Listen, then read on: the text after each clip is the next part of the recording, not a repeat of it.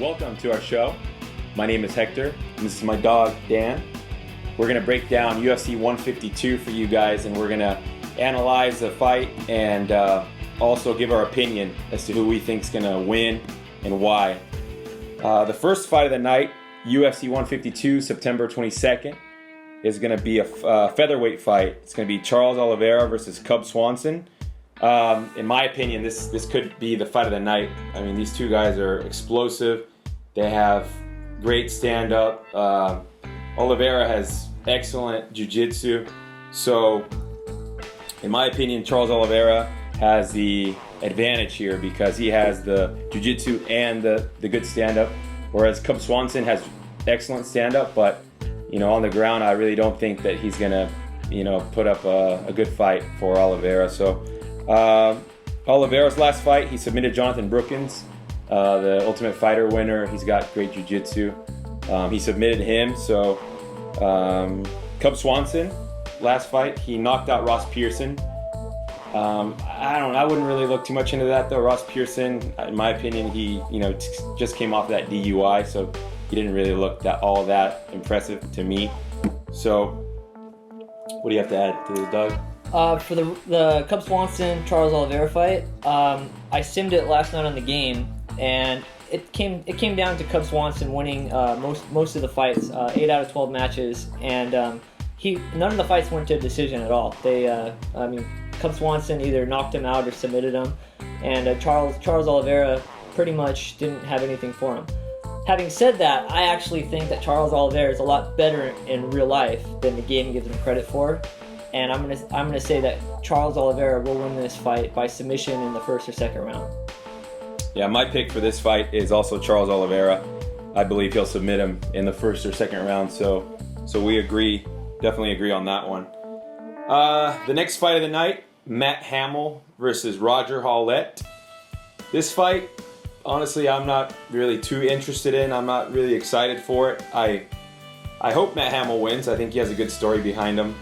This Roger Hollett guy's last fought in Bellator as a heavy favorite, minus 440, and he won via split decision. I'm not really too excited to see him in the UFC. Some people might be, but I'm not. Matt Hamill's last victory, his last win, was in October of 2010. August.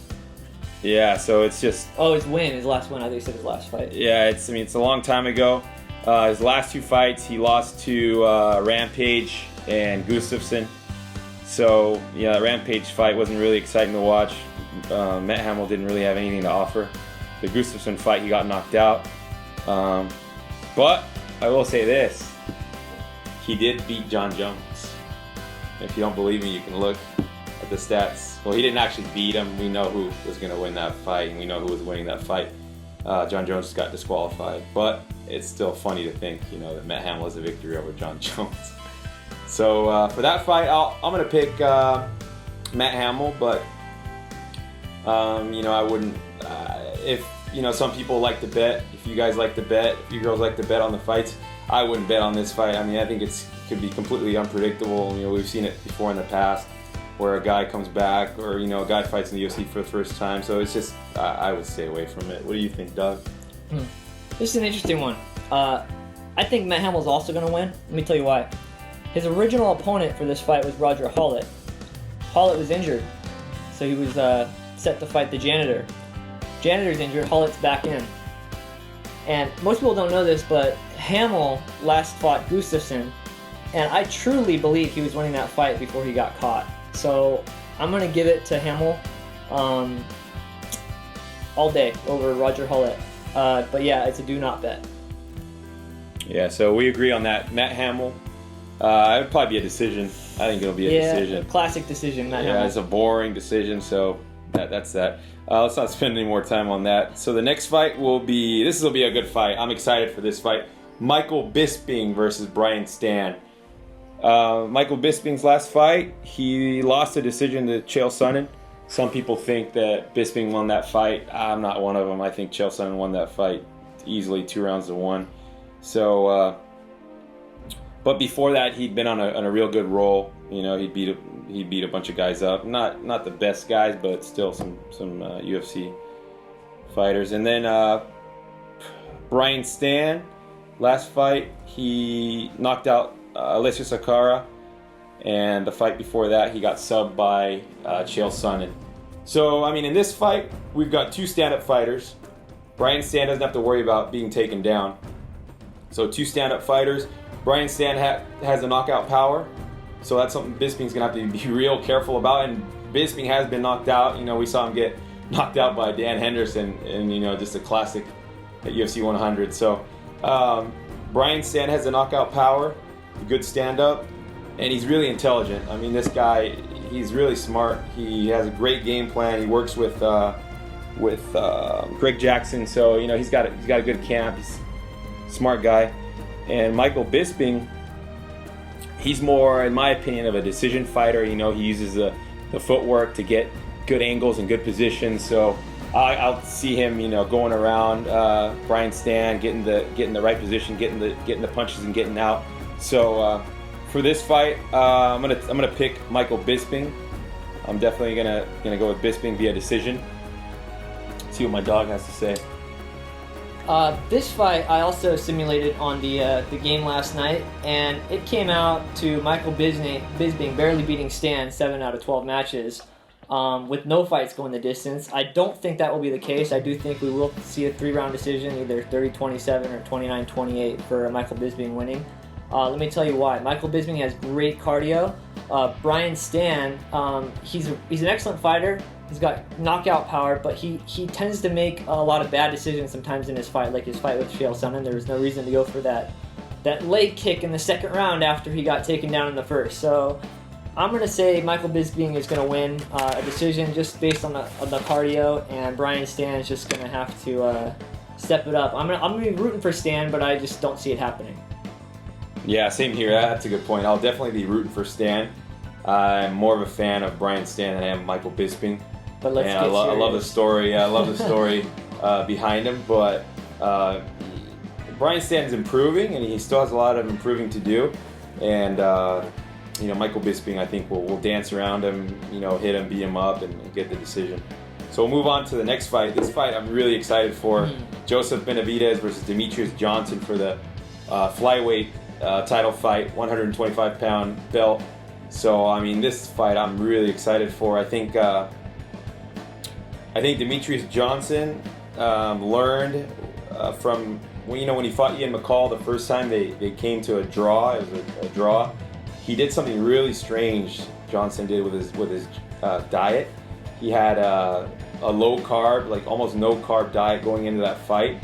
And in my opinion, that's why he gassed in that third round when they first fought. And in their second fight, you know, we saw a much better Johnson. I picked the Mighty Mouse to beat McCall in that second fight, and he did. He beat him up real good. So Demetrious Johnson, you know, up against Joseph Benavidez. Benavidez last fought Urushitani, knocked him out in the first round. But let's be serious. Urushitani, he's not going to be in the UFC much longer. So this will be. Man, this is a tough fight to pick. I really think that you know, Joseph Benavidez shouldn't be this big of a favorite. But with that being said, you know, usually there's at least one upset on the main card, and I think it'll be Demetrious Johnson beating Joseph Benavidez, and he will be the first flyweight UFC champion. What do you think, Doug? This is an interesting one too. I do see how Demetrious Johnson could win this fight. I don't think it will happen. The game actually said that each guy won 6 out of 12 matches. You got to go with the game. Well, go with the game in either guy. Yeah. So well, that's what I'm saying. You got to go with the underdog. Yeah. But yeah. I'm just kidding. I mean, it's going to be. I don't think that Benavidez should be as big of a favorite as he is. But that's just my opinion. I mean, I think it'll be a closer fight, and I do think that Johnson has a chance for the upset. But you know, it's my opinion. I'm going just based on Benavidez just looking a lot better. Johnson looked good against Cruz when they first fought for the first round or two, and then Cruz just kind of cruised his way to the end. So I see Benavidez doing a lot of the same thing. I see this being a 5-round decision for Joby Wan Kenobi. All right, and then the main title card here is a main fight on the card. Title fight, 205 belt, Jon Jones versus Vitor Belfort. I think this will be a one-sided fight. Jon Jones all the way. That's my pick. That's what I think will happen. Jon Jones will get him in the first round. The fight will be over. He could take him down, elbow him, beat him up on the ground, or he could knock him out standing up, or he could submit him standing up like he did to Lyoto Machida. So there's a lot of ways that Jon Jones can beat up Vitor Belfort. With that being said, as a fan, I'll be rooting for Vitor Belfort. I think he has a great history. He has good energy about him. He's a good guy. When I see his interviews and I see all the different things that Vitor Belfort has to say, I like his attitude and his mentality, and I think Jon Jones could learn from Vitor Belfort. But as far as the fight goes, Jon Jones will beat up Vitor Belfort in the first round, and that'll be that. So, what do you think, Doug? This is an interesting one too. As much as I want Vitor Belfort to win this fight, let's be realistic here. In the game, Jon Jones defeated him 9 out of 12 matches, with 5 by knockout or TKO, and I just don't think Vitor. I don't think Vitor Belfort has what it takes to beat Jon Jones. He might, and I'm gonna be rooting for him. But I think Jon Jones is just an all-around better fighter, and Dana White said it best when he says, Vitor sometimes just goes out there and just kind of holds back, and I see him doing that to Jon Jones, and Jon Jones eventually getting the finish. Yeah, I just thought of something. Vitor Belfort's best shot at winning this fight, the only hope I think he has of winning this fight, is if he comes out and just charges Jon Jones and goes for the knockout. I mean, bull rush. Just rush him. Sonnen and Silva the first fight, and Brock Lesnar, Cain Velasquez. Yeah, just come out and rush him and go for the knockout, like the old Vitor Belfort of it's almost 20 years ago. If he comes out and does that, he has a shot there. It's a small, slim shot, but he has a shot. So Vitor Belfort, if you're listening, just go out. That's your best shot, man. Go out there, try to knock him out. But if he doesn't do that, I really don't think that he's going to be able to do it. I mean, we saw with the Anderson Silva fight, he didn't have to worry. Yeah, he didn't have to worry about the takedown, right? Yeah. Anderson Silva's not going to take Vitor Belfort down, and he didn't. He didn't need to. Where Jon Jones, he's got to worry about getting taken down, or getting beat up on the feet, or getting choked on his feet. So Jon Jones, he's like minus 900. So that means you got to bet $9 or $900 to win $100. So, I don't like. It doesn't interest me, to tell people, hey, you should bet on Jon Jones. That's a big bet. But overall on this card though, I was looking at the odds and everything. For people who like to bet, there's nothing on here that stands out that I would be jumping up and down. Bet this guy or bet that guy. To me, there's nothing that stands out. I mean, what do you think, Doug? One bet to me stands out. Which Michael one? Bisping would probably be the safest bet on the card. That's just me, in my Michael opinion. Bisping. But if I were to bet on it, which I probably will, I would put my money on Bisping. Yeah, Bisping. Very consistent. Yeah, that fight. What the odds are for Bisping? I think he's like a slight favorite, less than minus 200. Stands like plus 150, I think, or something. Yeah. With that, I mean, those odds that percentage is about right. But the thing that sucks about that is that Brian Stann could knock out Michael Bisping, and that would be just. I mean, he could, and I want him to, but I just don't see it happening. Yeah, we'll see on September 22nd. I want to thank all you guys for watching this video, and just keep subscribe to our channel. You can check out our website. It's MMAdogs.com. We've got a Facebook up, a Twitter up. So check out the site. We're gonna get stuff updated, mostly videos. We'll do videos and breakdowns. So this is our first one. So thank you for joining us, and we hope you liked it. Thank you. Have a good one.